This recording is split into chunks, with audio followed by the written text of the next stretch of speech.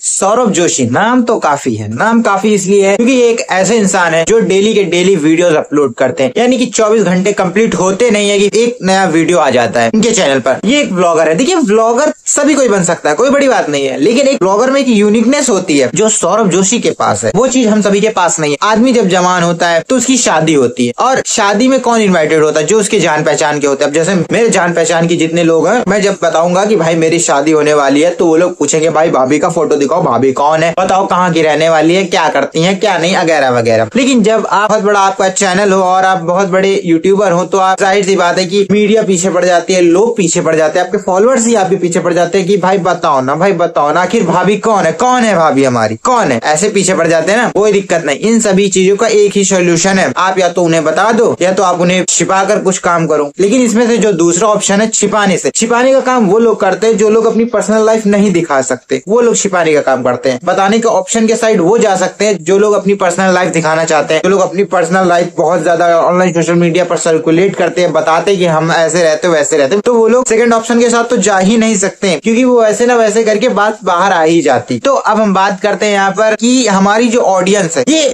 अपने घर में इंटरेस्टेड नहीं, अपने रिश्तेदारों से मिलने के लिए इंटरेस्टेड नहीं है कि भाई वो मेरी चाची की बुआ की भाभी है उनसे चलो मिल लो, वो मेरी बुआ जी आ रहे उनसे नहीं मिलना, हमें तो ऑनलाइन सौरभ जोशी की वाइफ को देखना है, जो कि जरूरी भी नहीं है। ऐसा वो सौरभ जोशी की वाइफ है, आपकी वाइफ नहीं है जिसे तुम्हें देखना है बता दो। जब होगी शादी उसके बाद फोटो देख लेना, नहीं होगी तो व्लॉग में देख लेना। भाई डेली व्लॉग तो फिर करेंगे, ऐसी तो बात है नहीं कि उससे कह देंगे भाई तू अपना अलग रूम ले ले, मैं अपना अलग रूम लेता हूँ, मैं अपना अलग ब्लॉग शूट करूंगा तो अपना अलग ब्लॉग शूट करना। नहीं, वो उसके साथ में ही तो आएंगे, बाहर ट्रिप पर भी जाएंगे तो उसके साथ में जाएंगे, बाहर पूजा करने भी जाएंगे तो उसके साथ में जाएंगे, नई कार लेने जाएंगे तो साथ में जाएंगे, मैगी बनाएंगे तो पीयूष और सौरभ 2 लोगों की नहीं बनेगी, अब 3 लोगों की भाई मैगी बनेगी, तुम देख लोगे। तो इसीलिए भाई हमेशा हमें अपनी लाइफ में ध्यान देना चाहिए। क्या है, हम लोग हैं अकेले, हम भी हैं उसी कैटेगरी में। जब आदमी के पास पैसा होता है तब आदमी के पास सब कुछ होती है, दौलत, शोहरत, इज्जत। चौथी चीज एक और ऐड होती है, लड़कियों की लंबी लाइन, जो हम लोगों की नहीं होती है। जब हम लोगों को ये 3 चीजें मिल जाती है, दौलत, शोहरत और इज्जत, तो चौथी चीज ऑटोमेटिक फ्री रहती है। हम अपने गेट का दरवाजा खोलते तो वो लंबी लाइन ऐसी खड़ी मिलती है। बट अगर आपको मैं ये वाला दरवाजा खोल के दिखा दूं, कुछ नहीं मिलेगा सिवाय इसके भुखमरी, तंगी, गरीबी और न जानी क्या क्या चीजें पीछे खड़ी मिलेंगी। और अगर मैं हल्का सा इतू सा भी दरवाजा खोलूंगा ना तो वो लोग अपना पैर डाल के अंदर आने की कोशिश करेंगे। जैसे लिफ्ट में नहीं होता, लिफ्ट जैसे बंद होने वाली होती तो आदमी अपना पैर डाल देता और लिफ्ट ऐसे फिर से वापस हो जाती है। वैसे ही अगर मैंने ये दरवाजा खोल दिया, उसी से बचने के लिए मैंने ये दरवाजा कर रखा है बंद, और मैं आगे बढ़ने के लिए यहाँ पर खड़ा हूँ आपके सामने। तो देखिए, हमें किसी की पर्सनल लाइफ में नहीं घुसना चाहिए। क्या है कि जब अपनी शादी हो जाएगी ना, उसका मन ही नहीं करेगा देख, मैं बता रहा हूँ, जब आपकी शादी होगी तो डेली डेली ना उसका मन नहीं करेगा चेहरा देखने का, मन यही करेगा आज मेरी सुबह अच्छी जाए कि उसका चेहरा ना देखना पड़े। ऐसी नौबत आ जाएगी। खैर, वो नौबत आने में ज्यादा समय नहीं है। जब सौरभ जोशी रिवील करेंगे तो हमें ऑटोमेटिक पता चल जाएगा किस दिन शादी है, किस दिन रिसेप्शन है। वैसे मैं महल तो देख ही रहे हैं, किस महल में हम अपनी शादी मनाएं। ठीक है, तो देखो ये सब मैंने तो बात कर ली। अब बात करते हैं हमारे गेम पर। देखिए, हमारा जो शो है उस पर क्या ही होता है, जो मैं टॉपिक पर पहले मैंने बात किया उसी टॉपिक पर अपने कंटेस्टेंट से क्वेश्चन पूछूंगा, और हमारे जो कंटेस्टेंट होंगे वो बहुत खास होंगे। आलतू फालतू कंटेस्टेंट हम नहीं लाते, क्योंकि जैसे सौरभ जोशी आलतू फालतू कंटेंट नहीं डालते, सिर्फ और सिर्फ 7-8 मिनट का वीडियो डालते हैं। आप सोचो, जो इंसान 24 घंटे व्लॉगिंग कर सिर्फ 7-8 मिनट का ही व्लॉग डाले, डालने को तो 20 मिनट 25 मिनट का भी व्लॉग डाल सकते, क्योंकि भाई इतने बड़े यूट्यूबर हैं। अगर वो जितनी लंबी वीडियो डालना चाहे उतनी लंबी वीडियो डाले, उस पर लाइक्स व्यूज आएंगे। लेकिन उन्हें पता है क्या जरूरी है क्या नहीं। उसी तरह हमें भी पता है कौन सा कंटेस्टेंट जरूरी है, कौन सा कंटेस्टेंट नहीं जरूरी। इसलिए प्लीज वेलकम टू आज की कंटेस्टेंट। आ जाइए, कम ऑन द स्टेज। पहला प्रश्न मैं अपने कंटेस्टेंट से पूछता हूँ, तो कैसे हैं आप? धन्यवाद, वैसे मैं बहुत खुश हूँ और मैं बहुत अच्छा भी हूँ। शायद आपको तो पता ही होगा, अगर आप सोशल मीडिया पर ऑनलाइन रहते हैं तो आजकल की दुनिया कितनी कमीनी हो गई है, कितनी कमीनी हो गई है। वो आपके अंदर झांक के देखना चाहती है कि आपने आज कौन सी अंडरवेयर पहनी है। सही कहा ना मैंने? जी, बात तो सही है, क्योंकि क्या करें, अब सोशल मीडिया का जमाना है। अब पहले क्या होता था, हम लोग सिर्फ कपड़ा ऑनलाइन मंगाते थे, लेकिन अब तो हम लोग खाना भी ऑनलाइन मंगा सकते हैं। जी हाँ, उसे हम खा भी सकते हैं। बिल्कुल, हमने कभी सोचा नहीं था, अपनी आंखों से नहीं देखा था कि खाना हम लोग कहीं बाहर से मंगाएंगे, वो भी ऑनलाइन करके, सिर्फ एक फोन कॉल पर। यस, फोन कॉल पर। खैर, आज आपको तो पता ही होगा मैंने आपको किस लिए बुलाया है। किस लिए बुलाया है मुझे कैसे पता होगा? पता चल जाएगा, पता चल जाएगा। कैसे, मैं बताता हूँ। देखिए, हमारा शो बहुत ही सिंपल है। मैं फिर से बोलूं, हमारा शो बहुत ही सिंपल है और बहुत ही सिंपल क्वेश्चन पूछता है। तो आप तो सोशल मीडिया पे रहते हैं, आपको सौरभ जोशी तो पता ही होगा होगा कौन है भाई साहब, इतने बड़े ब्लॉगर हैं। जब मैं मानता हूँ कोई भी इंसान आलतू फालतू करके गिरी किसी सोशल मीडिया प्लेटफॉर्म पे वायरल नहीं होता। अब मैं बात करता हूँ कच्चा बादाम दीदी, अगर वो वायरल हुई तो उनकी पीछे कड़ी मेहनत देखो। कितने सालों से वो इंस्टाग्राम पर थी, कितने सालों से उन्होंने कंटेंट बनाया, कितनी मेहनत करके कंटेंट बनाया, लेकिन एक कंटेंट वायरल हुआ। बट ये भी तो देखो उसके पीछे उन्होंने कितने कंटेंट बनाए, कितने कंटेंट डिलीट किए, कितने कंटेंट हाइड किए, कितने कंटेंट प्राइवेट किए, ये तो आपने देखे ही नहीं। ये बात भी सही है, मैंने वो तो देखा ही नहीं। कच्चा बादाम जब छुआ रहा था तो कैसा दिखता था।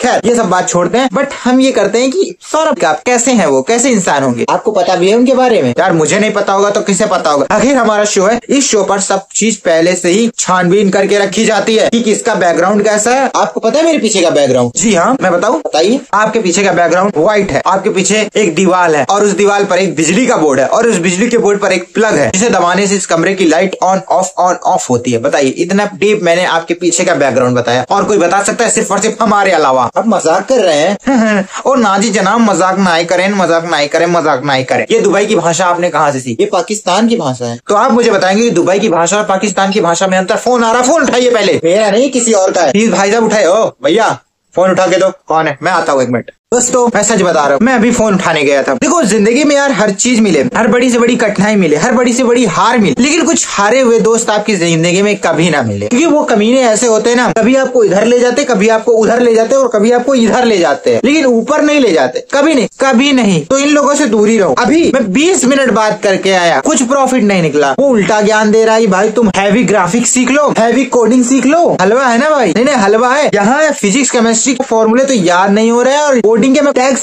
करते फिर ग्राफिक डिजाइनर हलवा है, साड़ी का किनारा बना दूंगा ग्राफिक डिजाइनिंग में। भाई ये लोग ऐसा बोलते हैं जैसे कुछ है ही नहीं। अभी खुद बोल दो भाई तुम क्या करोगे, कहेंगे मेरा सेट है मैं तो ये करूंगा, लेकिन वो चीज नहीं करेंगे जो तुम्हें बता रहे होंगे। भाई बता ही क्यों रहे हो? इसीलिए तो कंटेस्टेंट जी देखा आपने कैसे कैसे दोस्त होते हैं। आपके दोस्त कैसे थे? नहीं मेरे दोस्त कभी ऐसे थे नहीं, हमारे दोस्त बहुत अच्छे थे और सजेशन देने में वो बहुत ही माहिर थे। वही तो मैं भी कहता हूँ, जितने भी दोस्त लोग होते हैं सजेशन देने में पीछे नहीं हटते हैं। ये इन्हें लगता है कि हमसे बढ़कर जानकार कोई है नहीं, इनके माता पिता तो यूं ही हैं, उनके पास सब पुराना ज्ञान पड़ा हुआ है। मेरे जितने भी दोस्त थे वो बहुत खास थे और मुझे अच्छी सजेशन देते थे। खैर सजेशन से मुझे याद आया कि यूट्यूब वीडियो भी उनके सजेस्ट ज्यादा हम लोगों को करता है, जिनकी वीडियो पर रीच ज्यादा होती है, जिनके वीडियो पर व्यू ज्यादा होते हैं कम टाइम पर, सजेस्ट वही वीडियोस होती है। और मैं बता रहा हूँ जब भी मैं कोई भी वीडियो स्क्रॉल करता हूँ तो हर वीडियो के नीचे मुझे सौरभ जोशी की आज हमने मैगी बनाई, आज हमने कुणाली को नई कार गिफ्ट दी, आज हम लोग कुणाली को नए स्कूल लेकर गए, आज हमारे घर का डिजाइन आया, कल हमारे घर का नया दरवाजा लगा, परसों हमारे घर में लिफ्ट लगी, परसों हमने जी वैगन घुमा दी। समझ रहे हो? और मेरा दिमाग घूम रहा है उसका अलग। यहाँ हम लोगों ने डिग्री कर ली, मास्टर माइंड कर ली कि साला टाइटल टैग हैशटैग टाइटल कौन सा डाले वीडियो में, वीडियो वायरल हो चल जाए अच्छी खासी। और यहाँ कुणाली की नई साइकिल, ये कोई टाइटल होता है? कोई बात नहीं, हम किसी की वीडियो की बुराई नहीं कर रहे हैं।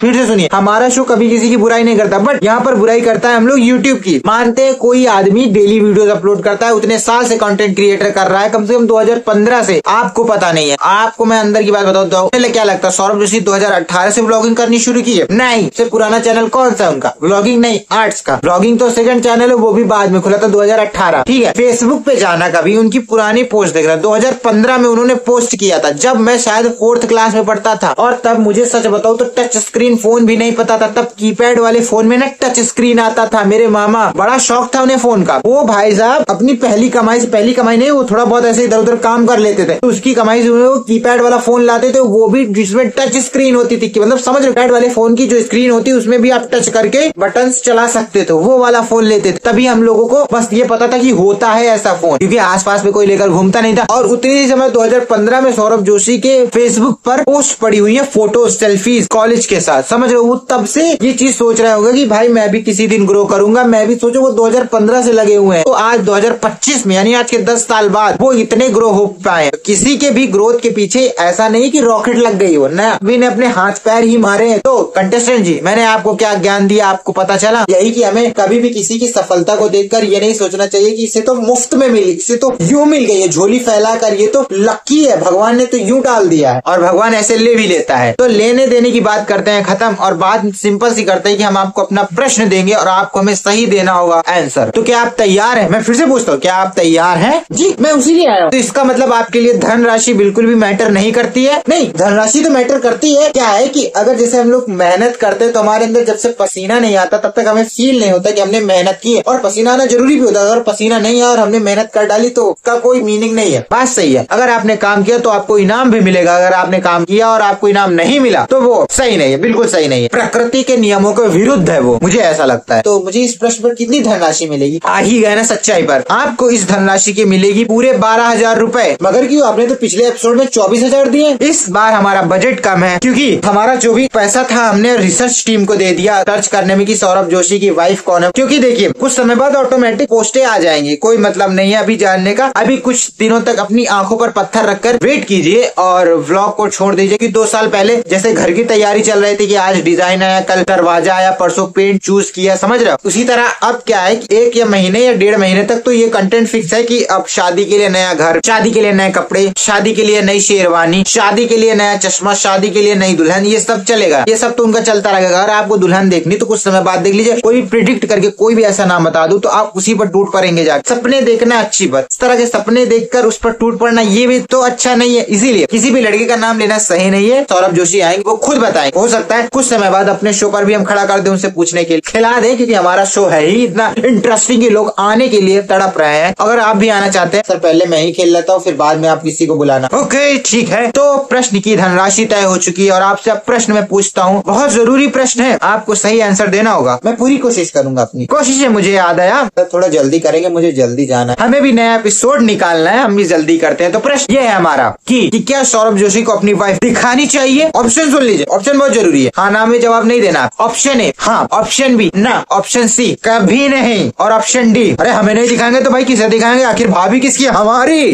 तो बताइए किस पे लगाऊं मैं, ए बी सी या डी, किस पर? सर बट सब्सक्राइबर को वाइफ क्यों देखनी है? हाँ बिल्कुल सही, सब्सक्राइबर को क्यों वाइफ देखनी है भाई? है बच्चे उनको करने हैं? नहीं, शादी वो तय करेंगे, सब्सक्राइबर नहीं। शादी तो उनके घर वाले तय करेंगे, तो देखेंगे कौन? घर वाले। लेकिन हमारा क्वेश्चन क्या है कि सब्सक्राइबर को क्या शादी से पहले शादी के बाद दिखानी चाहिए कि सौरभ जोशी की वाइफ कैसी है कैसी नहीं? बताइए आप, चारों में से आप ऑप्शन सही बताइए। सर आपके क्वेश्चन पूछने का तरीका तो बड़ा कैजुअल है। तो समय बहुत कम है आपके पास। इस बार मैं अपने टॉपिक और प्रश्न से बहुत भटक चुका हूँ, बहुत देर से मैं भटक रहा हूँ। तो आप सही से बताइए किस पे लगा दूं मैं? तो आप सोचिए, फिर मैं तब तक थोड़ी देर बात करता हूँ इनसे। आप सोचिए सोचिए, समय कम है लेकिन आप फिर भी सोचिए, मैं आपको समय देता हूँ। देखिए हमारा जो सब्सक्राइबर बेस है वो हमेशा ऐसा ही रहता है। किसी ने गलती से 2-4 शब्द किसी लड़की से प्यार से बात कर लिया ऑफ स्क्रीन, ऑन नहीं ऑफ स्क्रीन, तो उसका भी वीडियो अगर बन गया तो हम लोग यही प्रेडिक्ट कर देते कि भाई ये दोनों रिलेशनशिप में है, गर्लफ्रेंड बॉयफ्रेंड है या फिर होने वाले हैं। ये सब चीजें हमें ये सब नहीं करना चाहिए। देखिए हम लोग सिंगल है तो हम लोग दूसरों को भी सिंगल की नजर से ही देखते हैं। क्या पता उसका पुराना प्यार लौट आया हो उस इंसान का। हमें किसी के इंसान के अंदर की बातें नहीं पता होती हैं। अब जैसे सौरभ जोशी है, अब उनकी वाइफ कैसी है कैसी नहीं हमें क्या मतलब भाई, हमें क्या मतलब? हमें क्या है कि देखना ही है तो कुछ महीनों बाद हम देख लेंगे। अभी कुछ मिलेगा है नहीं, जैसे होता नहीं खाना बनने से पहले तुम्हें खाना नहीं मिलेगा। अगर तुम हाथ डालोगे उल्टा तुम्हारा ही हाथ जलेगा, यानी कि तुम्हारा समय ही जाएगा। वो उन्हें जब दिखाना होगा वो तब अपने व्लॉग में दिखाएंगे। आप परेशान बिल्कुल मत होइए। तो